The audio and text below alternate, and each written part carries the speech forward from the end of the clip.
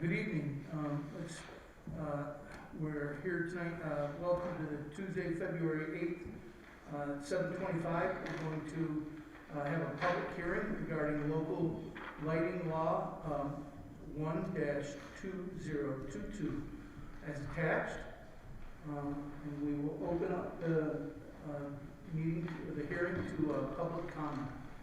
If anyone would like to address the council to public comment, could they please address their name or give their name and their address? Look at that. You didn't even have to sit down. Go ahead. Good evening, council. Thank you, Mayor. I'm Claudia Bramer, resident and supervisor for Glens Falls Ward 3, and I'm here to speak briefly in support of the law for the lighting. I think it's a reasonable measure to allow the city to be able to take some action if residents and neighbors aren't able to come to an agreement on their own. Thank you. Thank you. Yes.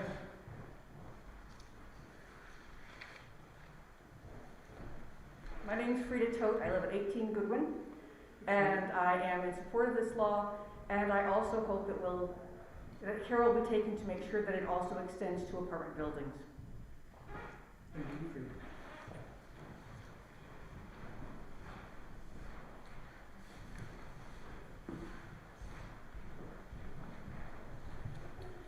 We're David and Wendy Hunter. We're at Hoyt Avenue. I'm sorry, can you speak into the microphone? I apologize. We're David and Wendy Hunter. We live in Hoyt Avenue, Glens Falls. We're here to voice our support for the proposed lighting law. We have an extreme light issue at our home and request a law get passed. Thank you. I didn't understand your last name. I'm sorry. Hunter. Hunter? I didn't know if you were saying Hunter Street and then you said Hoyt Avenue, so I apologize. We're on Hoyt Avenue. Last name is Hunter. Great. Thank you. I'd like to just ask a question. Yes, sure. Mayor, if I could, you the individuals who contacted me? We are. Yes, yes. We are. Wendy. We sent emails to every council member. Thank And you. the mayor. Appreciate it. Thank you. And yes, please come right on. I was saying it before you started. How's it going? I'm Melissa Verberg. I live in the 3rd Ward. I just wanted to say I'm in support of this law. I think controlling the level of light across plot lines helps privacy, also helps just light pollution in general. And I just think it would be really beneficial for people who've exhausted every option without government. Thank you. Anyone else like to address the council? Good evening, Mayor. Mike Borges. I'm a resident of Ward 3. I sent out an email, and I think you all received a copy of it eventually. So that's the sum and substance of my comments, but in general, I'm opposed to this law as unnecessary. I think the Common Council should have a discussion and a finding of need and necessity for this local law. And I think a local law should be something as a last resort, when there are no other options available. In this case, when there are two neighbors where one is being unreasonable and offensive with their lighting patterns, certainly they have a cause of action at law, and it's a civil matter between neighbors. As a matter of policy, I object to the city legislating every time there is a squabble between neighbors. I think you have to rise to a certain level where there's an incidence that is just too many of these things going on. We have local laws on the book now that we don't have the manpower and the money in the budget to enforce on a regular basis. The sidewalk clearing law is one of them. This is the snow and ice season, and as you travel around town, there are many sidewalks that are not being fully maintained according to the law. I would like to see a focus on that because I think that number is higher, and if we distract from the enforcement of the laws we already have by creating new ones, I think we're taking away from the overall quality of life. I've seen the representative photo that Councilman at-large Mr. Clark shared with me, and I definitely agree that's offensive. Something should be done. I just don't think the city is the entity that should be doing that. So those are my thoughts, and I'm looking forward to a discussion. Yeah, Mike, could I ask a couple questions if I could? Sure. I was privy to the copy of that email, and I did take a look at it, and I appreciate you coming forward and presenting that information. I think that what we're trying to accomplish here is to make sure that if we move ahead with a law, that we move ahead with a law that is very well thought out and does what's best for the city. In your email, and listen, you're a prominent local attorney. Explain to me what, you mentioned a private trespass cause of action. Sure. How does that happen? Well, it depends on the facts and the circumstances, but if you have somebody who is encroaching upon your property rights, and light trespass as is defined in the code there, is one of the arguments. Now, how you prove that up is going to be very dependent upon the circumstances. If you do a simple Google search for a lighting control law, you'll find many examples out there from other municipalities, and they have a lot of engineering detail. It's kind of onerous to go through it and understand it. Those who have planning board or zoning board experience probably have seen some of these things with the requirements for commercial development, site plan review, things like that. You're talking about lumens at a certain distance from the property line, or foot candles, and these are all very technical things that have to be evaluated. If you've ever had a discussion about a noise ordinance, you have issues with decibels, and you have to have decibel meters, and there has to be evidence obtained. I'm looking at this proposed local law as very, very difficult, if not impossible, to successfully enforce, because it doesn't have those objective standards. So if one is going to be considered, I think more work needs to be going into it, but I think there's got to be a fundamental fairness as well. Why is it only the residential parties, property owners, that are impacted by this? There are a lot of school district buildings that are in direct proximity to residences. Why don't they have to have these cutoff fixtures? The city itself has a lot of street lighting that presents light 360 degrees and up into the sky. I love the idea of the dark skies, but these regulations and the provisions of this proposed local law will do nothing to change the light pollution coming from the city of Glens Falls as a whole, because the municipal and commercial lights that are already out there are going to dwarf any change that we make at the residential level. And I know that there was one version with a provision that said everybody has to turn off all exterior lights at 11 p.m. I'm glad to see that was withdrawn, but I thought that was taking everything a bit too far. And if we were going to have some type of law that was going to infringe upon the property rights of residential owners who want to have security lighting, it's, I think, appropriate to encourage them to do it in respectful ways, with cutoff fixtures for anything new that's being purchased, talking to people about angling the lights in the right direction. Those are all laudable pursuits. I just don't think there should be a law that necessarily does that. Perhaps an education forum, maybe some resources being provided from the city. I know there's always some people that just won't listen to reason, and that's what the existing courts are there for. I don't think the city needs to be a litigant in the matter. Mike, before you leave, it's a shame that you didn't reach out to your councilwoman and find out that we've been meeting about this, and so we've had a committee that's looked at this, and our attorney. We've looked at other municipalities, and we have there's reasons that for every concern that you have, that we left it out of our law by comparing to other laws. We actually think it's really well thought out, and it's too bad you could have. Although I appreciate you coming here, that's what public comment's for. So we'll take everything that you have to offer, and much of it we've already discussed and decided why we're going on with this law. And we would have been happy to share that with you or any other resident, especially you that knows that we'd never, or should know, that we'd never propose a law without thinking about it, without doing due diligence. Matter of fact, we've actually done quite a bit and addressed all the questions. We chose not to put those many of the things that you are critical of the law. We chose not to put them in on purpose so that we could work with our community members and to form a law that is reasonable and could be complied with. And we tried. There's not just one person. You may have gotten one email, but again, if you had communicated with us, you'd have found out there are many people, and some who've shown up here tonight, and many who haven't, that have had a problem with a long time with their neighbors and are coming to us ask for relief because they don't have the money to take somebody to court to do this. And so anyway, just, it's a shame that you didn't become part of the process. And you could have gotten much more information than we're really ready to give right now. It's, you know, if there's a particular question about reason, we certainly have that, so. Anyway, just so you know. Well, I'm glad that you pointed that out. My first notice was yesterday. That was when I first became aware of it. So Well, coming to the public hearing was my first opportunity after learning of it. well, And then when I reached out. it's your first opportunity to come to the public meeting, but it wasn't your first opportunity. You know, you didn't reach out to a member of this board. Mr. Clark is a member of the board, is he not? Yeah, he reached out to You me. didn't reach out to okay, Mike, there we go.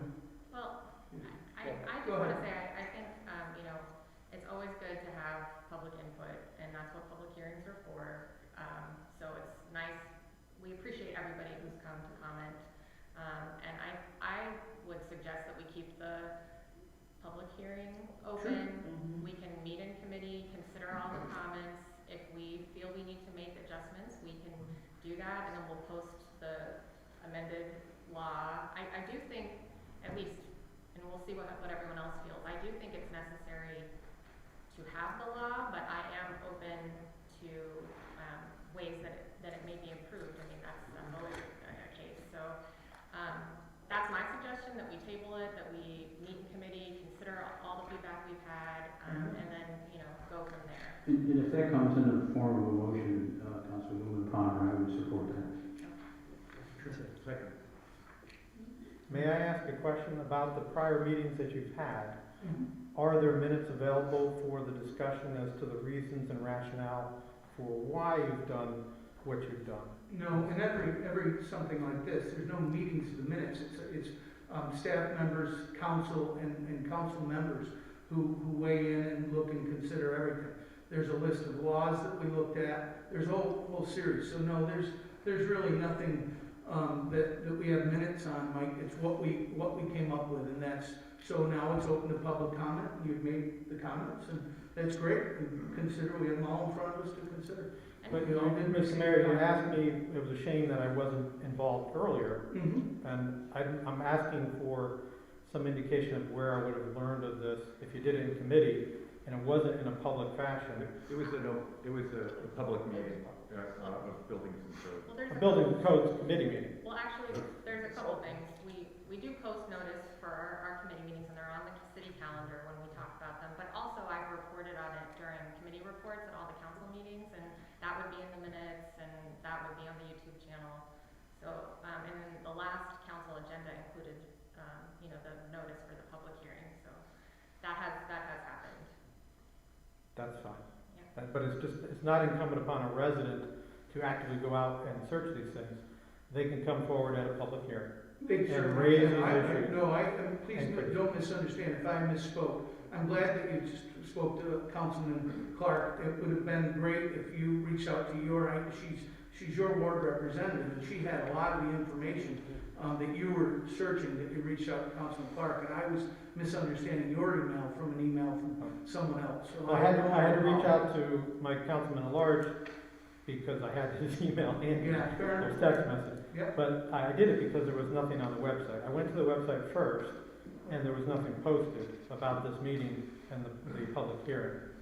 It wasn't until yesterday that it made it onto the website. So just pointing that out, I think it's got to be out there for the public to consume and to be well vetted. And that's really the idea behind good law, is to have it discussed. This council is the one who makes the decisions, but you should hear input from everyone involved, and not just those who have legitimate concerns. The people who are upset over the lighting issues, I feel for them. I'm glad I'm not in that situation, but I just don't think this is the right remedy. Yeah. The law was posted in the agenda packet for the last council meeting, so it was on the website. But I understand. I take your point. You think it should be more. Well, yeah, the law should be available to be read. It was in the agenda packet, but I think I understand what you're saying. That you would like to see it more prominently Separately. posted. So you can see it Yeah. specific. It's better government when we do that. Yeah. Those are my thoughts. Thank you very much. I've taken enough of your time. Thank you, Mike. Thank you. Anyone like to continue to address the council? Hi there, my name is Matt Kine, also a resident of the 3rd Ward. I'm here to speak in strong support of this law. You know, if I lived maybe across the river or maybe just 5 blocks west of where I live, I would have the town to help me out with some of the problems we've been having. I think, you know, to the point that you should hire a lawyer, yes, we looked at this. And, you know, suing your neighbors is taking a dispute to a next level kind of event here. And I admit it's a little more direct, but it's also a lot more expensive and probably can go on for a long time. And it's much better, in my opinion, to have just a general enforceable code of conduct of what you can do with neighbors. I to the point like, yeah, like we don't want this town to become like a crazy HOA association is like, yes, I hear that, but I don't think this is anywhere near that. This is common sense. I do like how you made it not very general, you know, general principles of like what you can do, what you cannot do, and not getting into, you know, to the former commenter's point, like having to measure lumen levels, you know, from a certain distance of the house. I agree that that's a technical technical nightmare. It sounds like to me to enforce that. I think, you know, having just a general principle of, hey, can't do this. It's pretty simple for someone to come out and say, hey, okay, this is bad. This is not so bad. You know, general human judgment. So again, really strong support of the law. Thank you. I think the philosophy behind leaving it general came from the code officer, because he wanted it to be within his discretion to determine what is a nuisance, and he said he thought he would be able to do that just by doing inspections and checking it out, as opposed to having foot candles and lumens. So the generic nuisance that's within his discretion came from the code enforcement officer. Yeah, I agree with that too. I guess as long as there's an appeals process of that, you know, everyone should be And happy. there would be, yeah. Absolutely. Yep, cool. That's it. Thank you. Thank you. Anyone else would like to address the council? With that, we will, let's keep the, Sorry, I was like a little rush before, and I just wanted to add just a supporting point. Thank you so much. Like, just to piggyback on the last couple people that spoke, you know, when I went through the process to bring me eventually here, I had a contractor because I wanted to offer to a neighbor that had a light that was pretty invasive to help even pay for it to be shielded down and find a solution that was very amicable. That didn't go so well, but when I had an electrician come out and give me a quote, that's what spurred me to even look outside of, like, to look at Glens Falls in the first place to see if there was a code, and notice that there was an absence of one. And then, you know, like, went to go research nearby. Queensbury has one, South Glens Falls has one, and I saw that these were pretty well thought out, but also pretty technical, so I kind of see, like, maybe these were some of the inspiration, since they're our neighbors. And I appreciate that you guys found a really nice middle ground, because, again, I support, like, the equipment you have to buy, the people you might have to hire, the specialists to measure lumens is excessive. This is just human decency and also privacy and light pollution, all the things that we're all looking to avoid or have, depending on which word. So just wanted to piggyback on what my statement was before. thank you. Thank you. So, I'd like to keep the public comment open, and we will pull it from tonight's packet, the resolutions. And then we can continue to get input from the public for the next 14 days. And if the council feels in support, or would like to discuss it further at the next council meeting, we can, or we can vote, depending on the pleasure of the council. Yes? Mayor, if I could, and this is just for my own education, and I'll refer to council for this, should we table this evening or just pull it?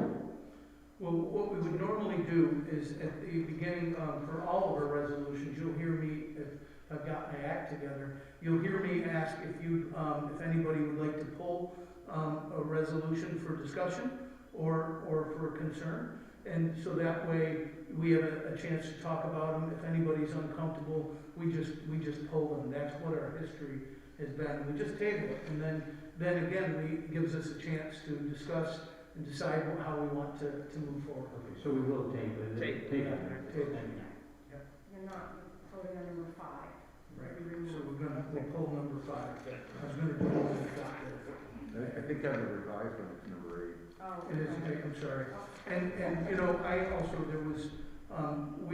am struggling to get these to you in a timely fashion and correct, because of the newness of myself and my mayor's assistant. So I want to apologize and want to remind you that at any time, that if you get something too late and you're not comfortable with it all, just bring it up in the beginning of when like we're about to do a voice vote.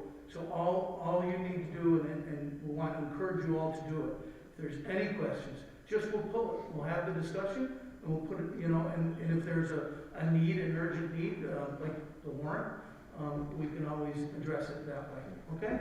Wanted you all to know that. I want to make sure you understand you have that power and privilege. So if we close the public hearing, but leave the public comment open for that, I'd like to call to order the Tuesday, February 28th, 2022 Common Council meeting regular session into order. And we begin with the Pledge of Allegiance from Councilwoman Palmer. I pledge allegiance to the flag of the United States of America and to the republic for which it stands, one nation, under God, indivisible, with liberty and justice for all.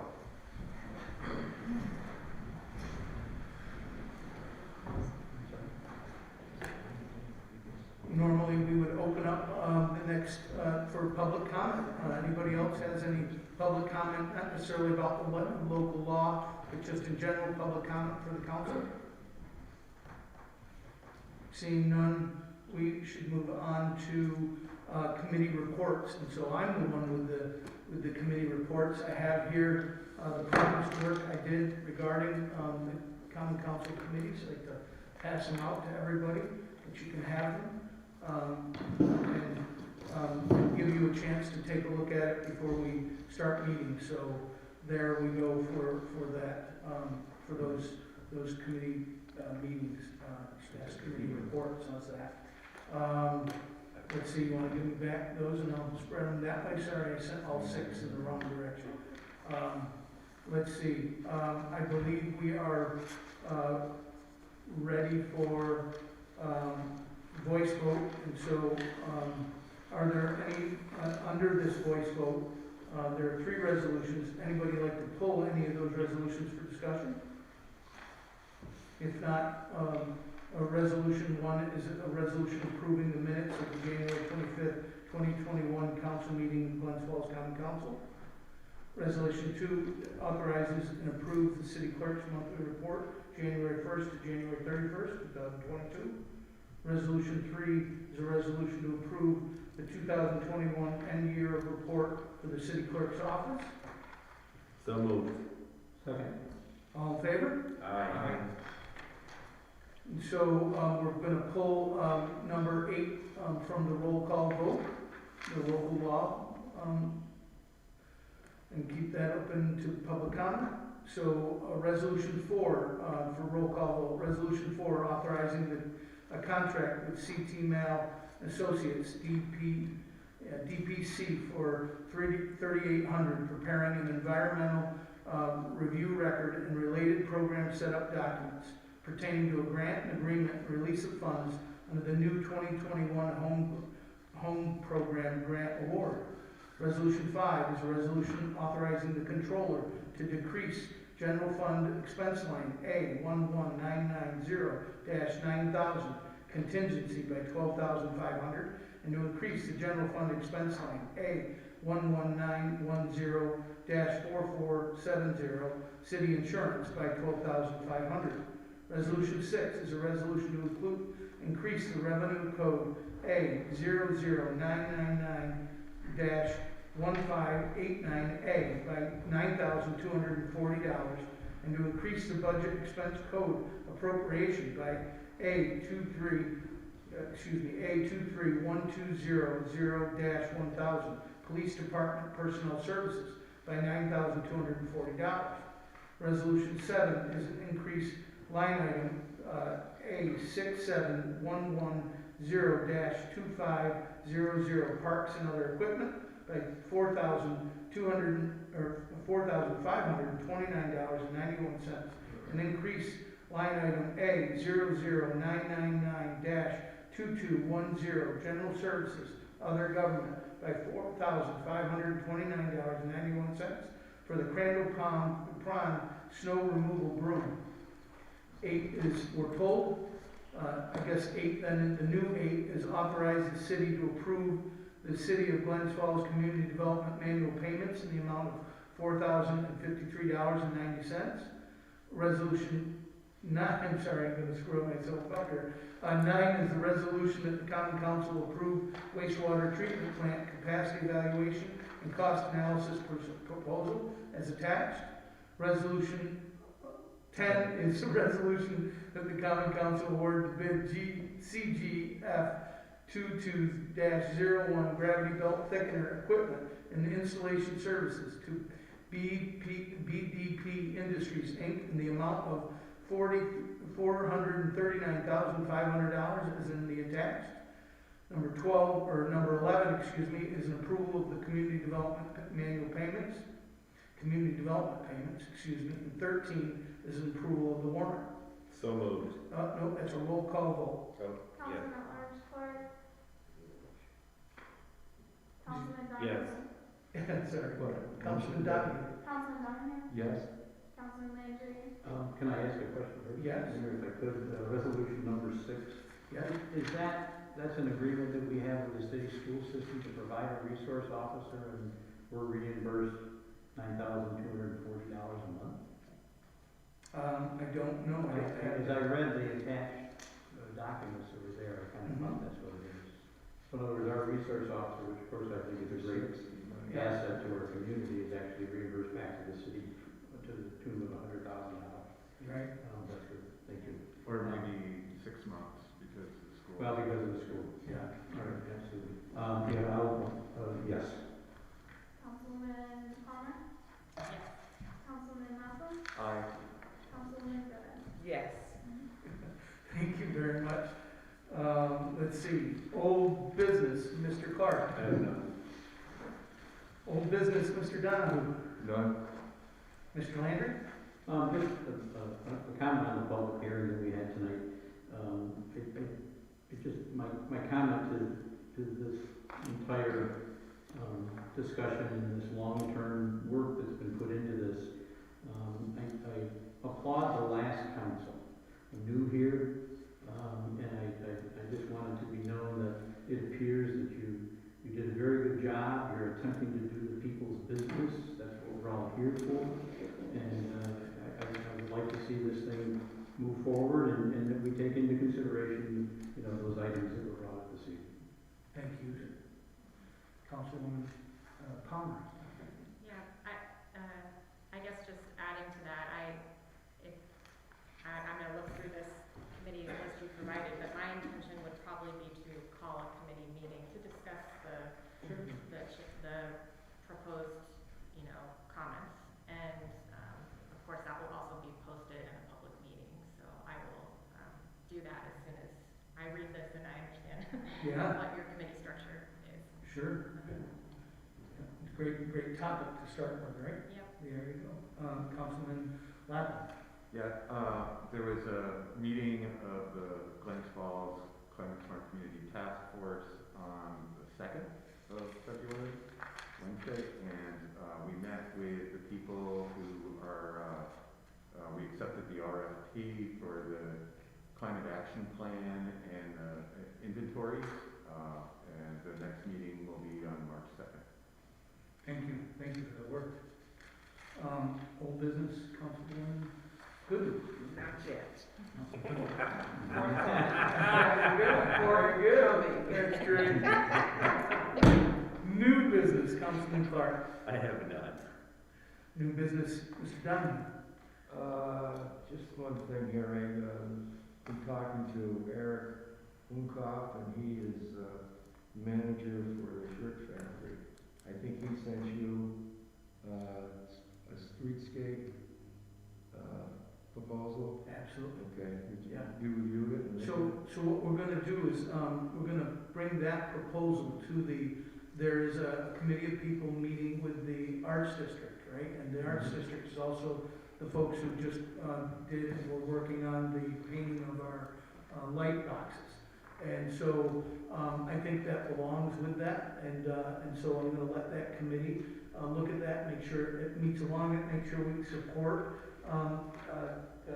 Mr. Unkoff in the process. So I really do want to make sure that we're all collaborating. Quite often, we would take actions like this and approve it, and then not get the whole group to look at the whole community as mine. So I haven't done anything with it yet, but that committee will take it up. Okay? Yes. Thank you.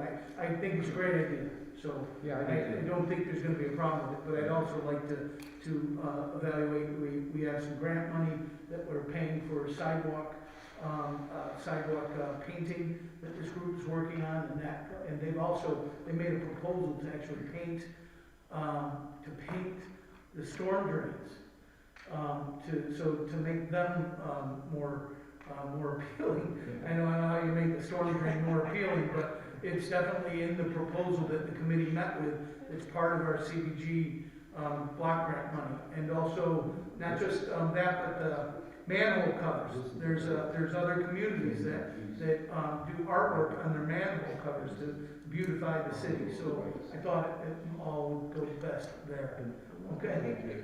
Yes, Councilman Landry. Thank you, Mr. Mayor. I want to first of all thank the citizens that are here tonight. Engagement in your government is very, very important.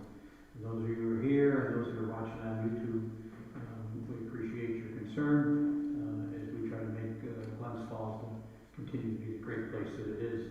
I was happy to see the announcement about a restaurant in the Second Ward Pharmacy here on Ridge Street is expanding with what I understand is a hydroponic farm on their upper floors to produce produce for their restaurant and for others as well. And I think this is a wonderful example of how economic development can be coupled with sustainability. That's that's a pilot project from the city. Oh, it is? Yeah. It's not actually a pharmacy, it's in their building. Right. It's in there. So, yeah, it's great. It is, it's great example.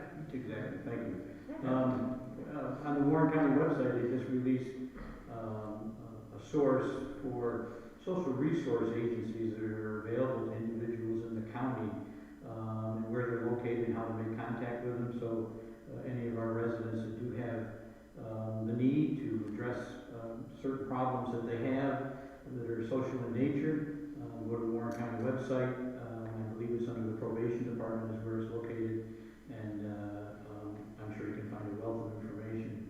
On our website here in the city, landlord-tenant issues have become a focal point of the COVID outbreak, but landlord-tenant issues are something that's always being dealt with in any community, and if landlords or tenants need some assistance on how to create good relationships between one another, on our website you can find some information about tenant landlord rights and so on.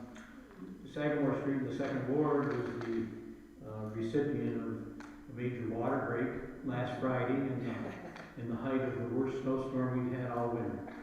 I want to commend the Water and Sewer Department for the work that they did. I understand that they were on site in the snow and the extreme cold for approximately 16 hours until they got everybody back up and running. Hats off to them, and also thank you to the citizens on Sagamore Street that reached out and offered them, warm drink, the ability to go into a home and get warmed up, whatever it may be.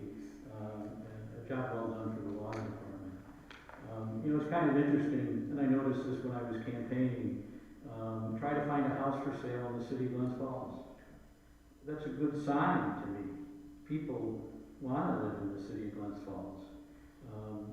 They like the city schools, they like sidewalks, they enjoy all those things.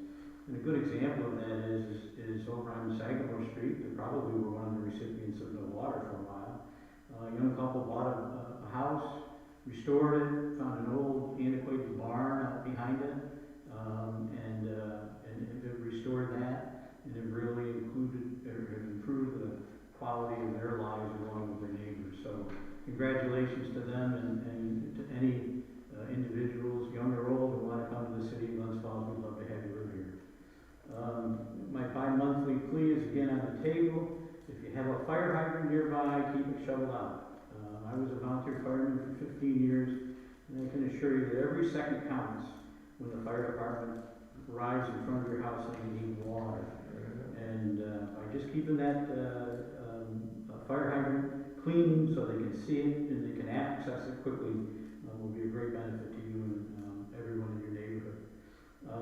Lastly, please be reminded that you must clean your sidewalks within 72 hours of a storm in the city. I believe it's a 72-hour code. The code actually says 5 hours. Says how many? 5 hours after the 5 hours conclusion after of the storm. which I'm sure is not being strictly managed. That's a little bit. I do stand corrected on that. However, I will tell you this, we really do need to, we had an incident here in the city that may be related to sidewalks not being shoveled. I know that on my street, where I am, there's people of all ages, but we make sure that from one end of the block to the other, that the sidewalks are open because we're close to Jackson High School, and we don't want the kids walking in the road. So do your due diligence, if you would, and clean those up. We can use all the eyes and ears out there that we can. There's no possible way, if we had every city employee get in a car and drive around town, we're going to find every sidewalk that's not shoveled. However, I did have a constituent who brought to my attention today a situation that I looked into and found to be very critical. I went to the city's website, which any of our residents can do. I filed a complaint with the city to take action and see what they could do to get this sidewalk shoveled. 4 hours later, I drove by and the sidewalk was shoveled. Is that Stewart's? That was at Stewart's. I got that call first before you. Is it? Yeah. Yeah. I told him about you. And it needed to be done. So if you do see something out there that's not getting taken care of, that's possibly creating a public safety hazard, please let us know. Thank you. Thank you. Councilwoman Palmer. I concur with my colleagues in the second ward's points about sidewalks. I had sent an email earlier. I think that many of our residents really do try to work hard to keep their sidewalks clean, but I think we also all know that we do have some repeat offenders who just consistently don't do that, and I think we need maybe more teeth behind our enforcement in those cases, and I look forward to us discussing that in the future. In happier news, Fire and Ice will take place on Friday, and it was canceled last week because of the storm, but we're really excited. We have hot chocolate, we have a DJ, the pond will be lit, there will be 6 fires around, so we hope to see people out there. We really thank the volunteers who have offered to come and tend the fires, so it should be a lot of fun. That's it. Do you have all the volunteers for the 6 different barrels for Friday? I have to update the list. Some of the people from the first night have agreed to come, they just haven't signed up on the thing, but if anyone wants, I mean, we can definitely use. I'll pop by in case there's something short. And I'll fill in wherever needed to. I'm always up for a visitor at my little, Your fire. yeah, my fire, so if anyone wants to come visit me, I'll Yeah. You got one of the fire pits? I'm Yeah. signed up. All right. I saw that you had volunteered, and Councilman Landry and Councilman Lappin had volunteered, and We'd all heard about your delicious chocolate. I'm trying to pawn that off on some Girl Scouts, honestly. But for now, I'm gonna make it. Yeah. That's great. Yeah. Councilman Lapp.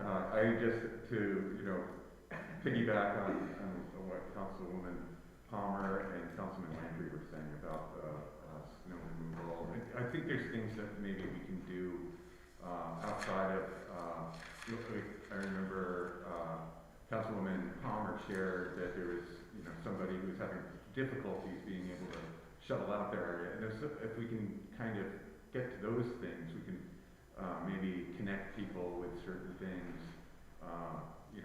even just kind of know who's offering shuttling services and things like that for constituents. So we can have, I think, I do agree too, we need more of an enforcement lever, but also, that we can look into ways of having more cooperative sort of. I had one constituent who said, I had somebody come in and clean out my sidewalk, and then the plow came through and threw ice all over it, and now it's just impassable. And he goes, it's like I'm gonna freak out, it's like a citation for this, and I said, just report it as a problem on the website, and, that comes with the territory, we all have to know. The other thing too is, if 20 people clear out their sidewalk and one person doesn't, it's just as bad as if there's 21 uncleared out things. You still have people walking in the roads and unsafe. So, that's all, I can get off my soapbox now. Thank you, Councilwoman. Good. Look, I had came with the same concerns tonight, because I had been through our ward, and I saw the sidewalks that were not shoveled. I know we keep talking about this, but I really just would like to say that we're a walking district, and a walking district means that you're walking. A walking district means that you need to clear your sidewalks. These are our children. I live on Arlington Street, and Arlington Street have no sidewalks. And that was always one of my big concerns with my children, was them walking to school. I don't think they really walk to school a day, because I was always, you're a parent, that's our job. So I really would just like to echo that, we need to have our sidewalks cleaned. And I'm going to say this real honestly. There are a lot of elderly people in the wards, and I have seen it, and I'm so grateful for my family. And they see the elderly people that need help, and they actually will go and help them with their walks. And they don't, they're my children, they're not gonna charge you. So I would just like to see that for our community, that, let's just help each other. Some people can't shovel their walks. So I would just like, if you know of your people that cannot, they can't do the walks within 5 hours, they're elderly. I just like to see them, just be good neighbors, and let's just help each other out, because we are a walking district, and this is our children that we are talking about. And not just our children, we've seen the accident that has just happened here. Let's really just do diligence, just take care of each other, and if you could help someone with a snow blower, go down their walkway and shovel them out. So I just really want to, that was just such an issue of mine, so I'm just happy that it's really a big issue tonight, and I thank you. Thank you. I just wanted to add, we do have an elderly and disabled list that DPW does help some, and we can't do that for every single person who has the means to do it otherwise, but there are a set of objective criteria that they have to meet. And so if you have a constituent that has no children living in their house and doesn't have the income to pay for it, and is disabled and is elderly, you might want to direct them to fill out that application. And you could do that at City Hall. It's through DPW. Or online. Yeah. DPW. DPW, thank you. Yes. Well, thank you all. And so, my new business, or old business as it might be, just want to, the assessment, we had the public hearings, the assessment meetings happened. There was lots of people that attended them and attended online as well, got their questions. I believe we were able to allay many people's fears, although, their concerns are founded, as we all are. This is a tough time. Assessments are a scary business for us all. So anyway, we had those meetings. They are available. The company that we paid for with Robert is available at any time. We can call the city assessor, and she'll hook up the meeting. So those are continuing. March 1st, those letters with the reassessment estimates will go out. And so I wanted you all to remember, so you might be getting calls about that. And then again, part of this reassessment is paying that company and Robert to use his expertise to explain things. I found out in a party that I was at this weekend with my wife that I should not be in that position, that I made it worse. I caused more confusion by trying to explain it than it was worth, so I just give you 10 cents worth. Let's use the professionals. And so let's see, we were starting to work on it. I want to pass along to all of you, and I have copies for the public if they'd like. These are lists of the last 10 years of what we have, the streets that have been paved in the city of Glens Falls. And I'm starting to meet with DPW to look at 2022 paving and sidewalks. The process is just beginning. It is a long-term process. As soon as the snow melts, we will be, we need more, sorry. Go ahead, plenty here. So this just gives you a history of what's been done, including up to last year. There will be an opportunity for you as soon as the snow melts for you to tell us what streets you think are in your ward are a priority, but we're not waiting until then to begin. We know we're looking at how much money we have, what we can do. We know we have some priorities for both paving and different sidewalk programs, and we'll share that all with you as it becomes available and we get deeper into the spring. So, yes. Mr. Mayor, may I ask a question? Yes. So, paving the streets in the city, how is that funded, or does the county do that? We get federal CHIPS dollars. Don't ask me what CHIP stands for. It's an acronym. Something highway, something improvement money. So we have a certain amount of money to do that with that is funded every year. Now we have additional money that's CBG development money that can be used for paving of certain wards that are lower income as identified by the federal government. And so we have money for that, and we have money, sidewalk money comes out of the same thing. Glens Falls has quite a bit of money built up in our sidewalks, so for this year, we are at least going to, you'll be involved. We will actually look at the entire city, see what sidewalks can be done, try to do some entire streets that might need it.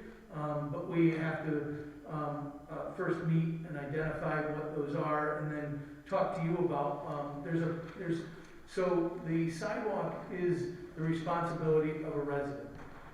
But if a city tree that's in that public right of way knocks up that sidewalk and damages it, the city then will take the tree down and replace that sidewalk.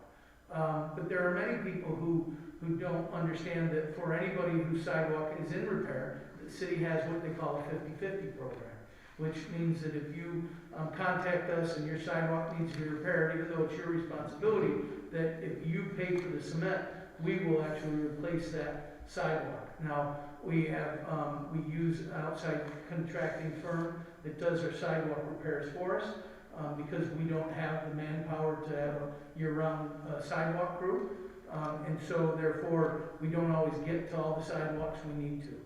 We're actually looking at this year of paving some sidewalks that might need repair that isn't the city's responsibility, but we want to do an entire street in an area.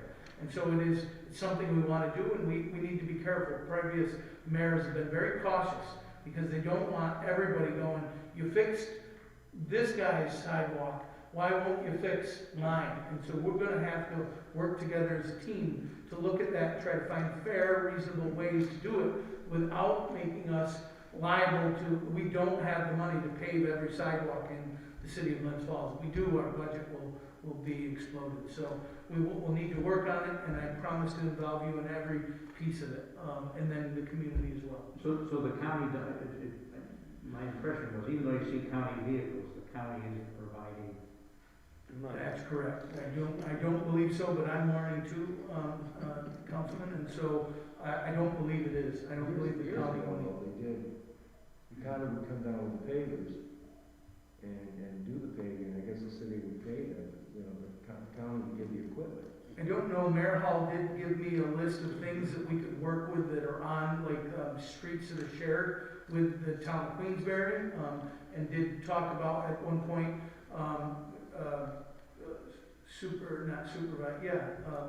Council Supervisor Stroud, had an agreement, like we paid one half of the street that was in, and they paid the other half, so there's stuff that I can look into it. I'm just learning, but I'm telling you what I know, and then we can see what else.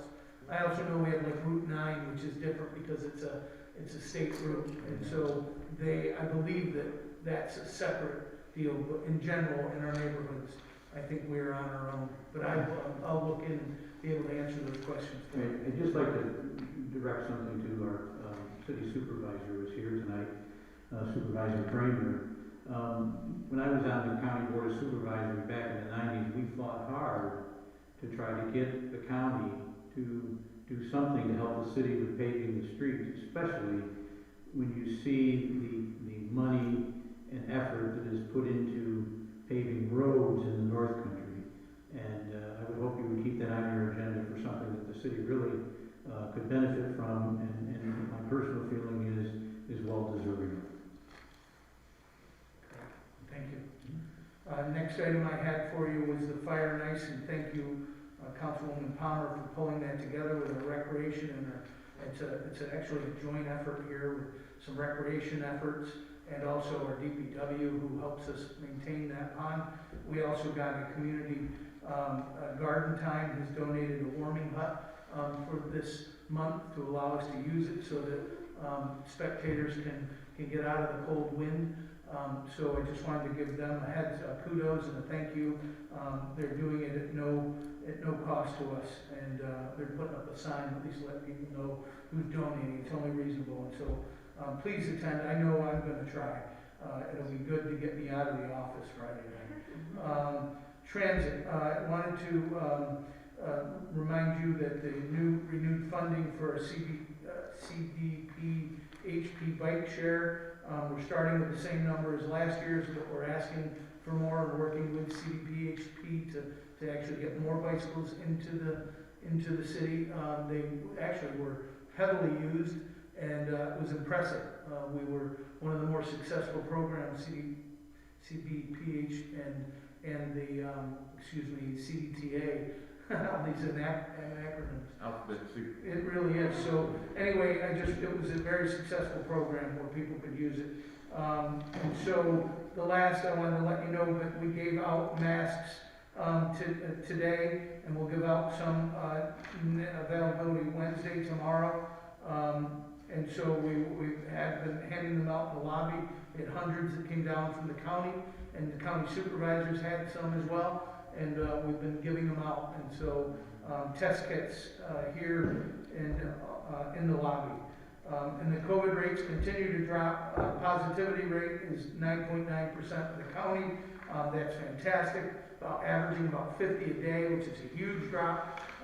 And so I encourage everyone to continue to wear their masks and keep those numbers down.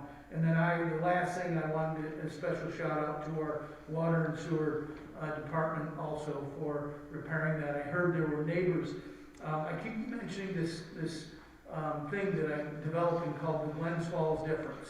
So the neighbors on the street in Sagamore were threatening the workers that they needed to come in and eat some soup to get warm during this storm, and that we're so appreciative of the work being done. And we thought we had one break, kind of had two in the same line, thought we fixed it, and we didn't, all in the middle of the night in the snowstorm. And that's what we talk about taxes. We're going to do our best to get those stories out more and more. I am working on it. You got your committees together. That's all part of this too. And I hope you all have a great night, and thank you for coming tonight. So with that, do we have a motion to adjourn? So moved. Second. All in favor? Aye. We We are adjourned. Thank you all. Thank you.